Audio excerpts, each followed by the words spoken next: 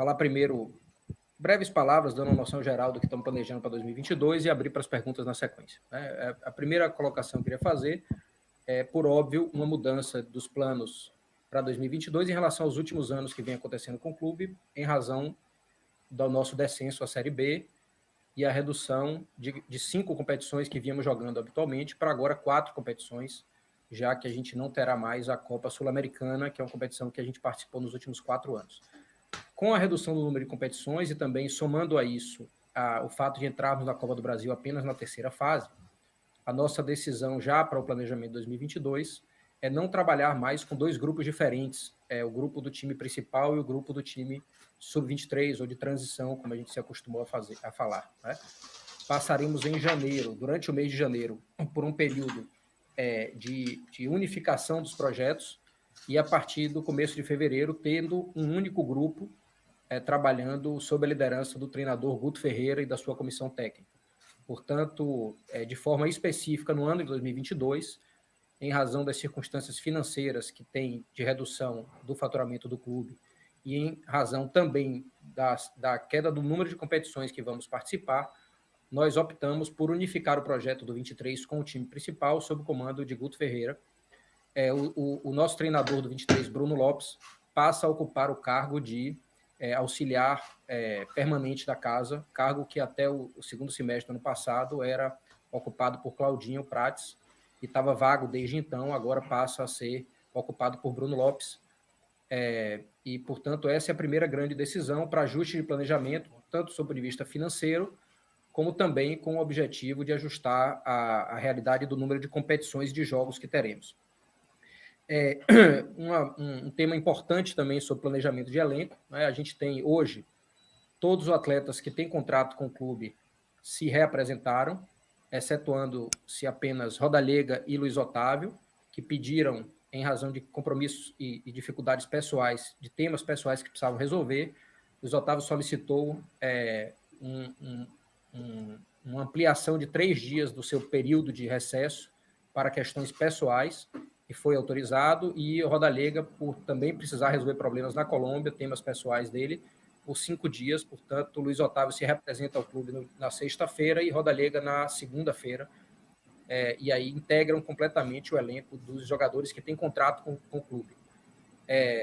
Todos os jogadores que têm contrato com o clube seguirão trabalhando conosco, e todos também temos disponibilidade, interesse em sempre conversar com o mercado, com outros clubes, para fazer negócios, para fazer liberações a partir dos contratos que temos. Né? Portanto, nós não temos ainda nenhuma definição específica sobre negociação, saídas e chegadas de atletas, além daquelas que já foram divulgadas anteriormente a essa nossa conversa.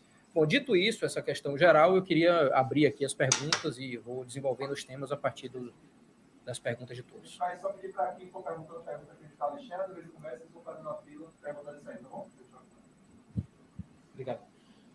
Presidente Alexandre, do Info Bahia, boa tarde. Tem uma série de dúvidas, eu vou deixar os meus colegas fazerem as outras, mas a principal nesse momento é Rossi, que se despediu do clube, mas o clube oficialmente não divulgou qual a situação do atleta, tem ou teria uma cláusula de renovação. Qual a situação atual? Rossi teve uma cláusula de renovação automática no contrato dele. Ele informou ao clube que não desejava mais seguir em 2022. Nós estamos avaliando essa situação sob o ponto de vista jurídico, mas uma coisa que eu posso adiantar é que só queremos que esteja com o clube, no clube em 2022, o atleta que quiser estar. Para nós, há uma situação que é inegociável em 2022. É que o elenco seja formado por jogadores de personalidade diferente, características diferentes, potenciais diferentes, idades diferentes, mas tem uma coisa que precisa unir todos esses jogadores, que é a vontade de estar aqui. Só estará aqui quem quiser estar aqui, independente das questões econômicas, contratuais, independente de qualquer coisa. A gente tem que ter um elenco com características muito diferentes e complementares para disputar um campeonato super difícil, que é a nossa prioridade em 2022, que é o campeonato de acesso, a Série B, para retornarmos à Série A. E a gente entende que as características diferentes vão dar um bom resultado a partir de uma união muito clara, que é a união em favor do Bahia e com atletas que queiram estar aqui. Presidente, boa tarde. Você falou no ano passado que até o fim de 2021 ia acertar algumas dívidas aí que você tinha com os jogadores. Eu queria que você contasse ao torcedor como é que está essa situação, se essa sua promessa foi cumprida, saber também como está a situação dos funcionários do clube, se eles estão recebendo em dia, e com esses cortes, com todo esse reajuste aí orçamentário, em 2022 o Bahia vai ter condição de não dar essa dor de cabeça tanto para jogador como para funcionário? Bom, Luiz, primeiro é uma coisa importante que se diga, né? O Bahia está com salário em dia, tanto de funcionário quanto de atleta. A gente tem salários... Licença, eu soube que dezembro está em falta 13º e algumas premiações. Não, vamos lá. Primeiro que premiação de quê? De queda para a Série B? Então, assim... Mas o Bahia teve algumas premiações durante o ano. Vamos lá. Você pode até explicar melhor, o torcedor está te vendo. Claro. Então, primeira coisa, né? Salários estão em dia, salvo o 13º de 2021, e em relação a 6 atletas que tínhamos negociações referentes ao ano passado, é óbvio que esses valores precisam ser renegociados, né? Nós perdemos 10 milhões simplesmente pelo fato de termos caído para a Série B já em dezembro. E quem caiu foi o clube e foram os atletas que estavam jogando. Então, essa responsabilidade é compartilhada com todos. O Bahia vai seguir com um compromisso, uma postura de tratar claramente as suas dificuldades financeiras com absoluta transparência. Então, tudo que a gente disser é verdadeiro sob o ponto de vista da realidade financeira e da nossa comunicação. Eu peço encarecidamente que entre os festivais de fake news que rolam pela internet e o que o presidente disser, eu peço que cada um acredite no que a gente disser. Se não quiser acreditar, eu não posso fazer nada, né? Então, assim, nós continuamos devendo valores referentes a 2020, da suspensão da pandemia, a 6 atletas, e vamos renegociar isso com cada um, entendendo que a realidade que foi projetada para 2021 ela não foi alcançada, que foi a permanência na Série A. Se todos nós caímos, o clube e cada jogador, inclusive os jogadores a quem devemos, cada um tem que responder também por uma nova renegociação, por uma nova realidade do clube, que não afete, de certa forma, nossa seriedade e nosso planejamento financeiro. Então, dito isso, o que eu posso dizer é que, em relação a funcionários do clube e a jogadores, todos os salários estão em dia hoje. Nesse momento, estão todos em dia, exceto o 13º de 2021. E esses 6 jogadores de 2020, que temos uma dívida que é normal dentro da realidade do futebol financeiro pós-pandemia. E diante desse reajuste, de todos esses cortes que estão havendo, dá para assegurar que vai ser um 2022 sem salários atrasados? A gente pode assegurar que o que a gente está planejando financeiramente é algo dentro da realidade que o clube vai ter de orçamento em 2022. O que nós estamos planejando para 2022 é algo que cabe dentro da nossa realidade. O que a gente vai precisar fazer são adequações dentro de cada desafio que aparecer em 2022, sejam notícias positivas, como, por exemplo, vender atletas e receber valores que não estavam previstos, por exemplo, de venda de atleta, ou seja, notícias negativas de déficit de receita, de resultado fora do planejamento. O que nós estamos fazendo é um planejamento e uma folha salarial coerente com orçamentos que estamos projetando para 2022. Guilherme, boa tarde. Desde o dia 10 de dezembro, um dia após a queda do Bahia para a Série B, o Bahia está sem diretor de futebol. Como é que estão as buscas por esse profissional? Qual o perfil que vocês estão procurando? Por que ainda não foi feita essa contratação, já que já vai completar quase um mês, o time já se representa hoje com 4 contratações, e nesse período, quem está tocando as contratações, quem está indicando os jogadores e fazendo as negociações? Bom, primeiro que o Bahia já não teve diretor de futebol em 2021. Nós optamos por um outro modelo, que era um gerente de futebol e um executivo de futebol responsável pela relação com o mercado. Desde o dia 10, portanto, há apenas 25 dias, incluindo Natal e Ano Novo nesse meio do caminho, nós estamos buscando a reposição de 1 ou 2 profissionais que venham para absorver essas demandas. Entendemos que é uma decisão muito estratégica para o clube. Conversamos com vários candidatos a esse posto ou a essas funções aqui no clube e ainda não concluímos pelo nome que a gente entende como ideal. Vamos contratar no tempo que a gente entender como necessário para escolher uma boa pessoa, sem que isso demore muito, mas sem que isso signifique um apressamento desnecessário. Então, enquanto essa pessoa não chega, ou essas pessoas não chegam, todo o departamento de futebol do clube está mobilizado, inclusive para as contratações. O Bahia, há muito tempo, pelo menos desde que eu assumi como presidente, não contrata ou deixa de contratar em função da opinião de 1 ou de 2 pessoas. todas as discussões aqui são sempre compartilhadas e colegiadas e seguem sendo assim, naturalmente, nesse momento, sem a presença de um executivo de futebol ou de um gerente de futebol. Enquanto essas pessoas não estiverem aqui, nós seguimos trabalhando com o Departamento de Análise de Desempenho, com a comissão técnica muito conhecedora da Série B, é o que eu costumo dizer, nós temos uma comissão técnica nível Série A, que conhece muito a Série B, e que teve por 4 vezes a subida para a Série A. E essa comissão técnica está participando ativamente das escolhas, das contratações, junto com o nosso departamento de análise de desempenho e junto com o nosso departamento de futebol, que nunca foi, nunca será centrado em uma única e exclusiva pessoa. Eu queria que você detalhasse um pouco mais como tem sido essa busca por reforços, que desde a Série B de dezembro, o Bahia anunciou 4 nomes, e dentro desse período de readaptação, né, orçamentária, nomes poucos conhecidos do torcedor. Como é que tem sido essa busca, o perfil para ter um ano tranquilo? A gente anunciou nomes que são conhecidos pelo torcedor que acompanha a Série B. Né? Eu diria que são nomes com características próximas do que a gente está buscando em relação ao perfil do elenco. Jogadores que, primeiro, que queiram estar aqui e que entendam que o Bahia é um ponto alto na sua carreira, isso é muito importante. Jogadores que queiram fazer do Bahia uma nova história na sua carreira, ou queiram até o Bahia como passagem, e isso é legítimo, mas queiram fazer uma boa história enquanto estiverem aqui no Bahia. Essas são as características, logo, lógico, somado a todas as outras características técnicas, táticas, de postura física, de imposição física, e uma série de outras coisas que a Série B nos impõe. Eu repito, nós temos uma comissão técnica que é muito tarimbada e muito experimentada na Série B. Isso é muito importante para análise de perfil de contratação. É o treinador Guto Ferreira que está definindo sozinho as contratações? Não, não é. É junto com o Departamento de Análise de Desempenho do clube, e eu posso dizer, por exemplo, que 2 dessas 4 contratações que nós fizemos, nós já tentávamos fazer desde o ano passado, mesmo estando na Série A. Presidente, boa tarde. Em outubro, você falou sobre a situação de Lucas, e que Lucas, quando saísse do Bahia, teria uma saída do tamanho do que foi a passagem dele do Bahia. E até hoje, Lucas foi afastado de treinamento, não ficou na reta final do Brasileiro. Até hoje não foi falado. Eu gostaria que você falasse da situação de Lucas e da de Cleison também, que como a galera é de rede social, mudou a foto do perfil e colocou lá que é jogador do Bahia. Bom, primeiro sobre Cleison, é um jogador que tem contrato com o clube, nós estamos aguardando a finalização do inquérito. O fato é público, é notório, eu não vou me aprofundar sobre o fato, nós não temos conhecimento detalhado sobre o fato, estamos esperando a conclusão do inquérito para analisar a situação do atleta, inclusive os seus impactos do contrato que ele tem com o clube. Antes disso, nós não vamos tomar nenhuma decisão sem conhecimento de causa, é o que a gente tem sempre feito, com muita cautela, como qualquer tema sensível merece.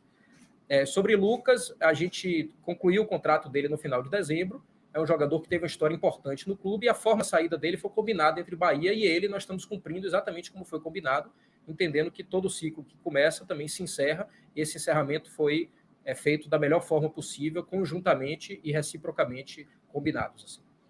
Boa tarde, Beritani. 2 perguntas em uma. Uma ainda referente a um gancho que você deixou aí sobre Rossi.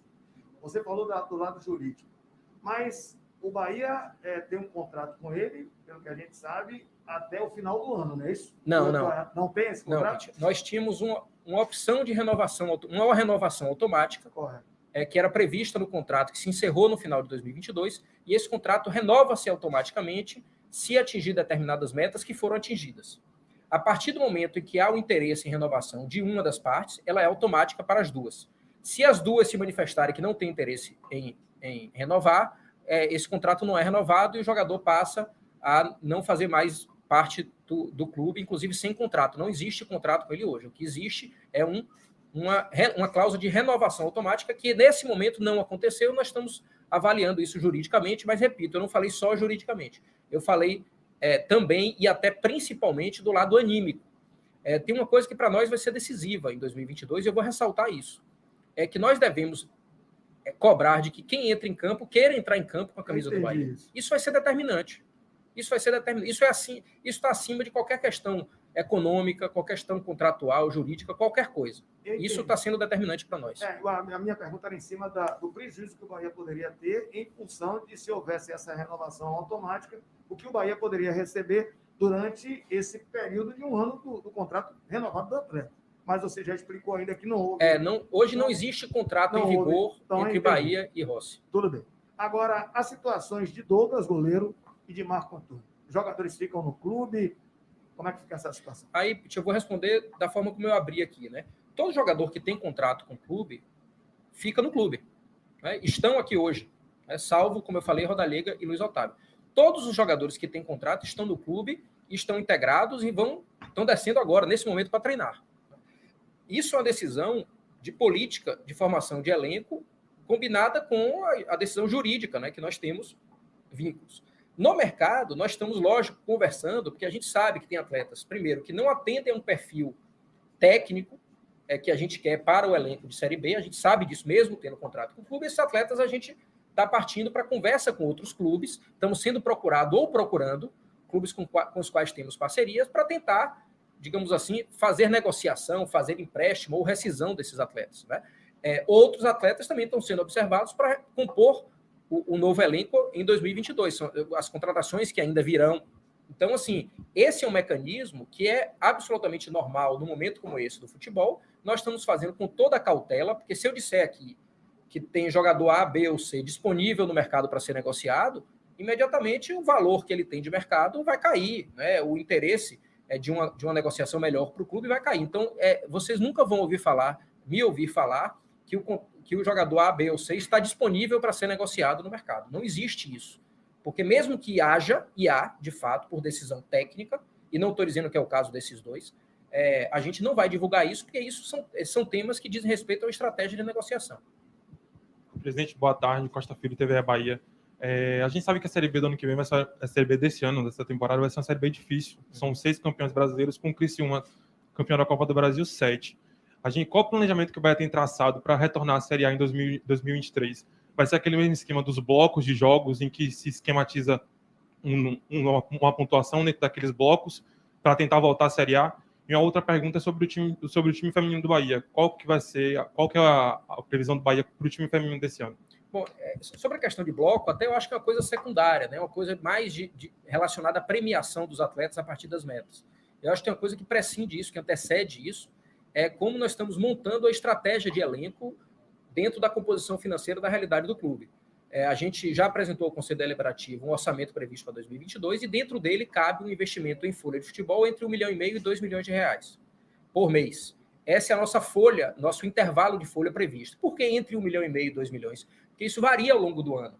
Isso varia a depender do momento, do mês, do ano. Agora, por exemplo, nossa folha está ainda acima disso, porque nós temos atletas que não deverão continuar no clube, porque deverão ser negociados com outros clubes ou ter rescisão. Isso aí há uma tendência de queda e depois uma tendência de subida novamente. Então, mais uma média entre 1,5 milhão e 2 milhões de reais, que é uma folha que a gente entende que dá para montar um time competitivo. Agora, o financeiro não vai ser tudo. A gente tem que errar cada vez menos, eu já falei isso anteriormente, a gente tem que diminuir muito nossa margem de erro e apostar em jogadores que, primeiro, tenham características de Série B, perfil de Série B e, sobretudo, que queiram ficar no Bahia com a vontade, com o empenho necessário para enfrentar uma Série B tão difícil quanto essa. Mas, ao mesmo tempo, eu tenho confiança pela permanência de Guto Ferreira e da comissão técnica, pela estrutura que o clube oferece, pelo tamanho que nós temos da torcida, de tudo que a gente é capaz de fazer jogando dentro da Fonte Nova e da estratégia que vamos montar para jogar fora da Fonte Nova, que a gente vai ter um ano de 2022, que é um ano de temporada mais curta. O campeonato termina no começo de novembro por conta de Copa do Mundo, mas eu tenho segurança de tudo que a gente vem trabalhando e eu prometi uma coisa, que esse ano eu vou falar menos sobre o futuro e vou fazer mais. Então eu não quero aqui ficar traçando muitos temas de planejamento, mas de tudo que a gente tem feito aqui está me dando muita confiança e animação que vai ser uma temporada positiva e a gente vai conseguir trazer para o torcedor a alegria de volta que a gente ficou devendo e tirou do torcedor em 2021. Sobre o time feminino, nós tomamos essa decisão, né, de subir a contratação de novos atletas e dar sequência aos contratos já existentes até o retorno das competições. Quando se aproximar do retorno da competição do Campeonato Brasileiro lá em maio, a gente volta a contratar e montar o elenco. Presidente, boa tarde. Queria que você detalhasse um pouquinho mais sobre...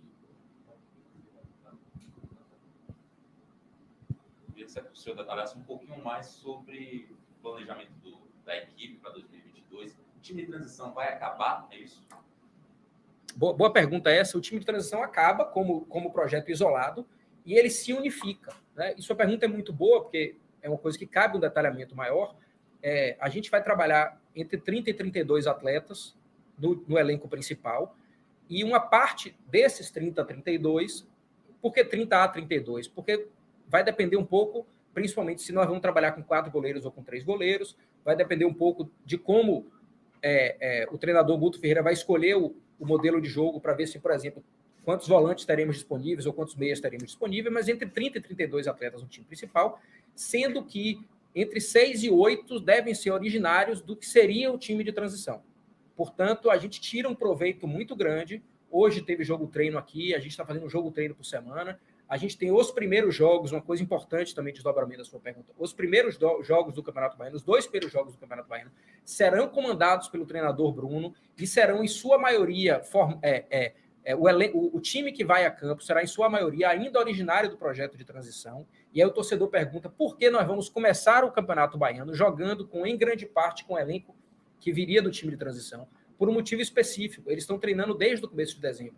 Eu não posso pegar um jogador que está indo a campo agora, pela primeira vez no ano, e colocar para participar de uma partida inteira no dia 15 de janeiro. Não é compatível com o planejamento, inclusive de pré-temporada e de projeção de planejamento físico ao longo do ano. Portanto, esse projeto do time de transição ele vai sendo unificado durante o mês de janeiro, com o Bruno comandando os 2 primeiros jogos do Campeonato Baiano. No primeiro jogo da Copa do Nordeste, Guto já assume, e aí já vai o time mais próximo do nosso time titular, do time principal, e a partir daí a gente dá sequência com o Guto comandando as 2 competições, né? Isso a gente vai levar desse jeito, e Bruno passa a ser o auxiliar definitivo do clube. Mas voltando à questão do elenco, entre 30 e 32 atletas, sendo que 6 a 8 originários desse projeto de transição e os demais que já estavam no ano passado ou novos contratados.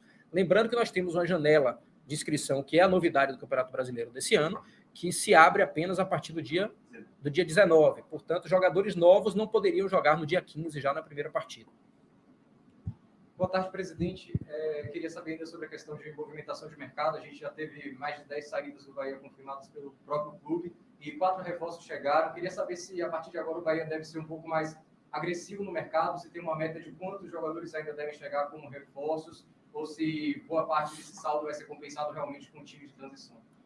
Bom, a gente não vai falar muito, por enquanto, em reforços, nesse momento, apesar de ter, sim, algumas conversas em avanço, porque nós temos um elenco hoje que é maior do que o elenco que nós precisamos ter para o ano de 2022. Nós temos um elenco, se você for contabilizar, quem tem contrato atual com o clube, que está descendo para treinar hoje, mais Luiz Otávio e Rodalega, que não estão aqui, e até antes me pergunto sobre Marco Antônio, que está aqui no clube, não sei nem se está ainda, mas não vai descer para o treino, está com conjuntivite, né? Foi medicado e retornou para a residência, deve estar retornando aí, mas ele não estará presente aqui no treino, mas esteve presente aqui no clube. Então, todos esses que estão disponíveis com contrato, mais os que a gente vai trazer do projeto do Transição, já dá uma quantidade de jogadores maior do que aquela que a gente projeta para 2022. Então, o primeiro movimento é um movimento de adequação do elenco atual. E nós vamos ter muita cautela. Vamos ter muita cautela porque a gente, primeiro, só pode registrar jogador a partir do dia 19, temos uma segunda janela de contratação lá em abril também, após os campeonatos estaduais, e a gente vai ter que errar muito pouco, muito menos do que temos errado, para que a gente consiga fazer um ano competitivo. Então, estamos olhando o mercado, tem conversa sobre contratação, sim, nesse momento, mas hoje o nosso objetivo principal é ajustar, primeiro, o tamanho atual do elenco, com algumas saídas que estão em conversa e precisarão ser feitas para adequar questões orçamentárias e também de posicionamento do clube, de posições do clube. Tem posição de campo que a gente tem 4, 5 atletas disponíveis, a gente precisa adequar isso. A partir disso, a gente vai com toda a cautela e com todo o cuidado para novas contratações. Mas, repito, sim, não será surpresa se daqui a alguns dias aparecer uma nova contratação, para que eu não fique depois de incoerente se a gente anunciar alguma nova contratação. Mas não é hoje o nosso movimento central. Nosso movimento central hoje não é de buscar atletas, é sim de adequar o nosso elenco às características e ao planejamento orçamentário de Série B. Guilherme, quero pegar esse gancho, você vem falando sobre a montagem do elenco, que alguns jogadores que têm contrato podem sair. Nesses últimos meses, quando começa esse período das equipes estão montando o elenco, começa a surgir muita notícia de contratação, de saída, de negociações, e a gente tem observado que muitas notícias de clubes que se interessam por jogadores que têm contrato com o Bahia ou até que encerrou o contrato com o Bahia, mas se assustam com o valor do salário que esses jogadores recebem ou recebiam no Bahia. E acho que esse é o momento de te perguntar, né, para você explicar. O Bahia realmente tem praticado salários acima do mercado da Série A para que esses clubes, que são clubes até grandes, potências, de infraestrutura, alguns até maior do que Dê o um Bahia. exemplo aí, só para eu entender. Por exemplo, o Atlético Paranaense com Rossi, o Banfield da Argentina com Oscar Ruiz, o Santos com Rodriguinho e o Juventude, que o presidente falou publicamente que não renovaria com o Douglas porque o salário dele era fora da realidade. Então, é realmente isso que está acontecendo no Bahia? Primeiro, tem uma coisa aí que são as fake news, né? Eu ouvi falar, por exemplo, aí, internet, isso parece que vira verdade, que o Rodriguinho ganhava 600 mil no Bahia. Né? Eu não trato de desmentir fake news, porque se eu vou desmentir todas, eu vou passar meu dia, eu não vou trabalhar, eu só vou ficar desmentindo fake news. Né? Então, assim, esse é um ponto. A segunda coisa importante é que para mim, o principal é essa questão, né? As pessoas tratam de salários de jogador como se fosse uma verdade plena.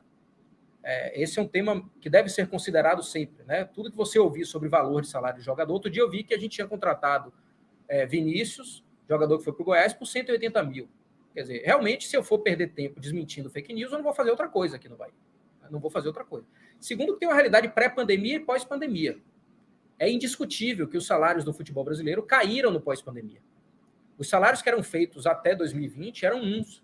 Outros que vieram depois de 2020 são outros, completamente diferentes. Inclusive para os contratos que nós estamos fazendo agora. Então, é normal que você, ao avaliar um contrato antigo, entenda que hoje não cabe mais no futebol brasileiro, e é verdade. É verdade isso. O terceiro tema muito importante é o orçamento de cada clube.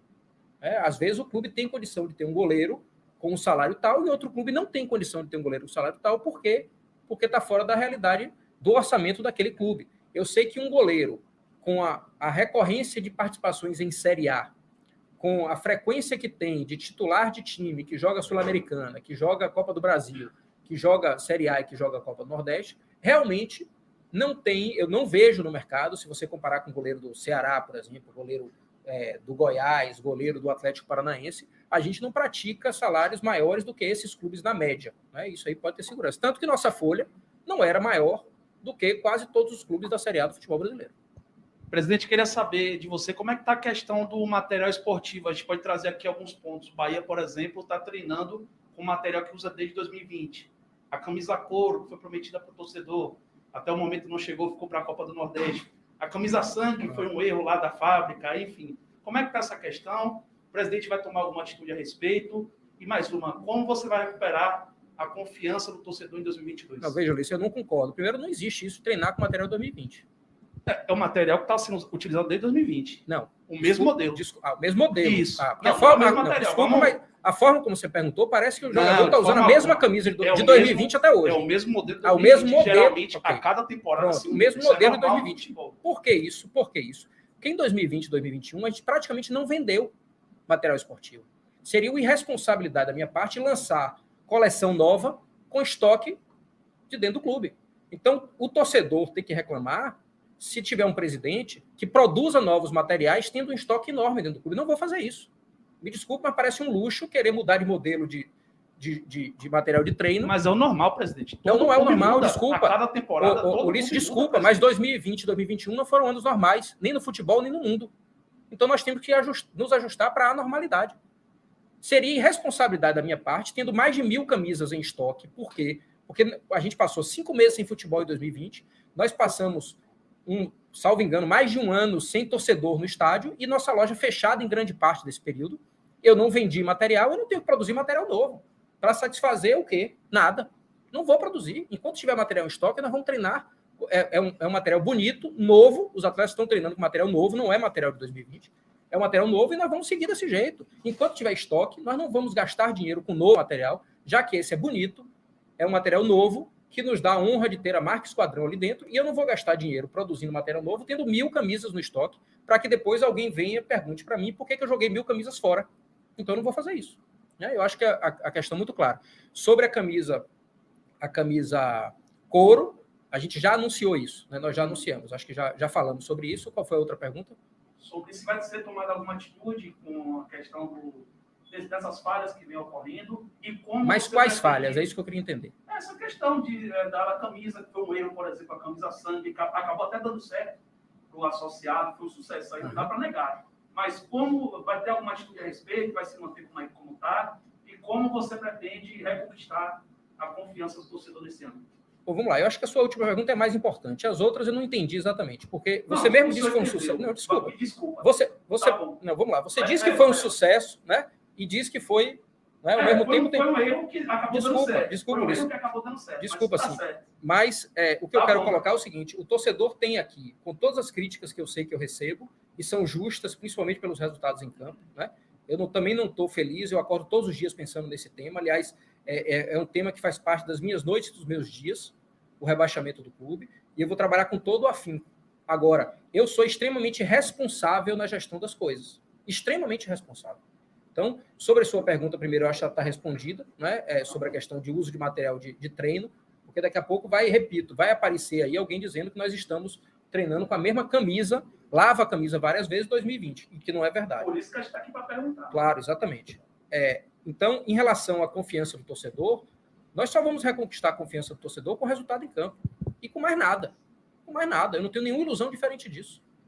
O que eu tenho que apresentar ao torcedor é algo que nós não apresentamos até agora. Foi o rebaixamento e nós temos que devolver o Bahia à Série A. Essa é a prioridade absoluta. É importante o Campeonato Baiano, é importante a Copa do Nordeste, mas a nossa prioridade absoluta é o retorno à Série A do Campeonato Brasileiro. Todo o nosso planejamento está focado nisso.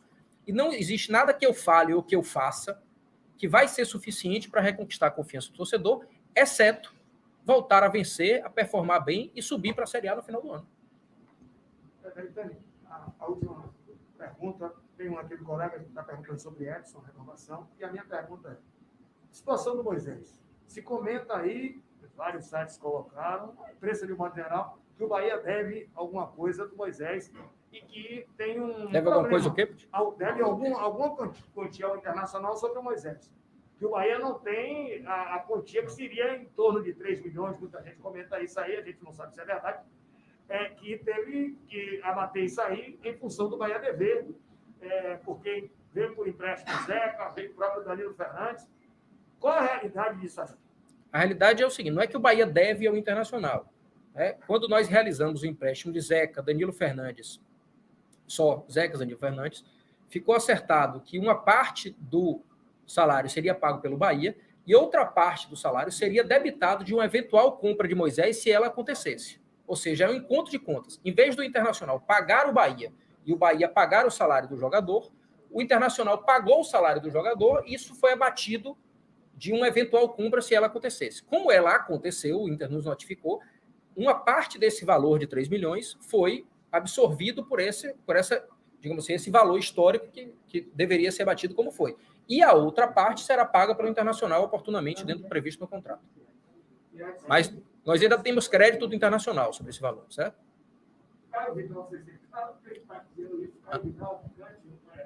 Dentro disso, nós conversamos sobre algumas alternativas de que, em vez de absorvermos o crédito que temos com o Internacional, decorrente da vinda de Moisés, a gente poder absorver um jogador, 2 jogadores, ou por empréstimo com salário pago, ou jogadores que venham em definitivo, né? E isso ainda vai ser uma pauta nossa ao longo de 2022. Se não acontecer, seremos remunerados pelo valor que está previsto no contrato. Mas não tem hoje nenhuma pauta de negociação específica de jogador entre Bahia e Internacional. Sobre Edson, sim, é renovação automática, já estamos, né? Não sei se já assinou o contrato, mas ele segue no clube em 2022. Guilherme, para finalizar, a equipe que o Saldanha estava defendendo hoje publicou uma foto dele no site. Não sei o que escreveu, que eu não vou acertar a ler, mas qual é a situação de Matheus Saldanha? O clube negociou em definitivo, o que é que você pode falar para você? Saldanha, a gente tinha um valor previsto no contrato, que ficou alto para... Saldanha foi para o clube da Série B do Japão, não conseguiu ter uma quantidade de jogos, né? Ele praticamente não performou, estava entrando no final dos jogos, alguns jogos sequer foi relacionado, apesar de a gente achar que é um jogador que tem potencial, ele não se firmou na Série B do Japão e a gente aceitou a ideia de reformular as condições do contrato, porque a gente entendia que era o que cabia naquele momento e fizemos um empréstimo remunerado com opção de compra no final de 2022. É isso? É isso. Mas não de acordo com o contrato original, que a gente esperava que ele fosse mais valorizado lá, mas ele não conseguiu.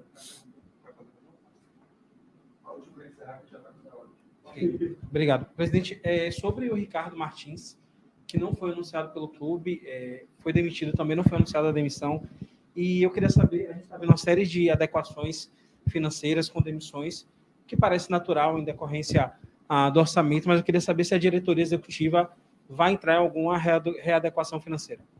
Bom, primeiro que a gente não anunciou a contratação nem a demissão de Ricardo Martins, porque nós não anunciamos isso habitualmente, né? Ele é um funcionário do clube, não ligado ao setor de futebol, e salvo a saída de Lenin, que era um profissional que tinha muitos anos de clube e tinha uma identidade muito forte dentro do nosso clube, a gente não anuncia a saída. Houve outros gerentes que saíram, Fábio Costa, gerente de plano de sócio, saiu em dezembro, Sérgio também, quando saiu, nós não anunciamos, é um hábito do clube, não foi nada diferente disso, né? Sobre readequação financeira, pode ter a certeza que, da minha parte, desde a pandemia, eu venho recebendo muito menos do que o que está previsto aí, eu não sei exatamente meus valores, mas Vitor também, né? Desde a pandemia, nós seguimos fazendo concessões muito grandes.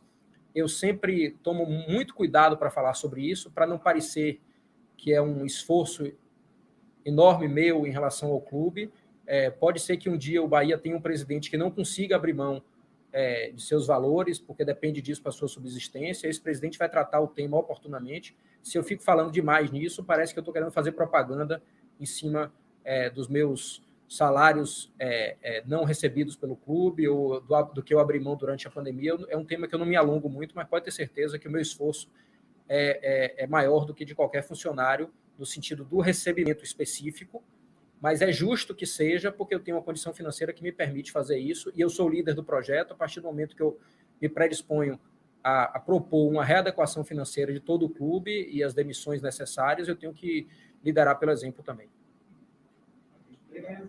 Valeu.